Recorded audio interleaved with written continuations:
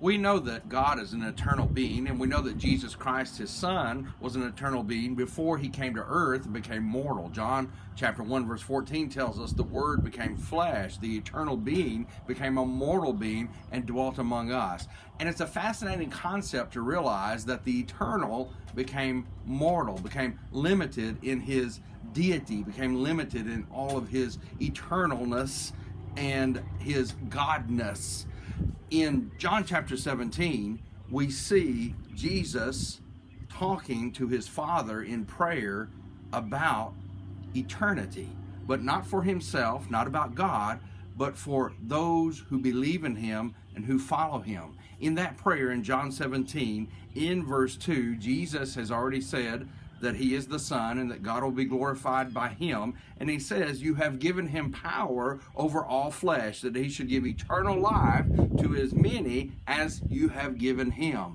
And a fascinating concept is developed there in regard to Jesus praying for us that we would have eternal life like he had before he became flesh, like he had always, and like God has always. He goes on to define what eternal life is in the next verse. He says, this is life eternal, that they may know you as the one true God and Jesus Christ his Son, whom you have sent.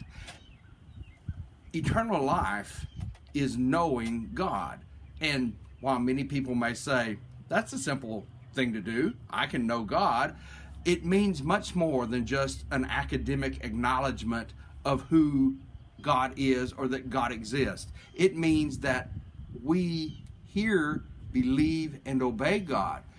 This same John, who recorded this prayer of Jesus, writes in 1 John chapter 2, verses 3 and 4, by this do we know that we know him if we keep his commandments. He who says, I know him, yet does not keep his commandments, is a liar, and the truth is not in him.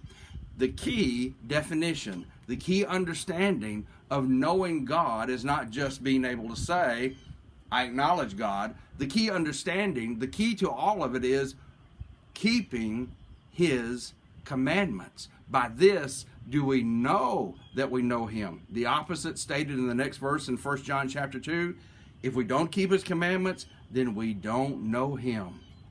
Jesus said, know the Father. Jesus says that he wanted his followers to know his Father as not just to know him, but as the one true God.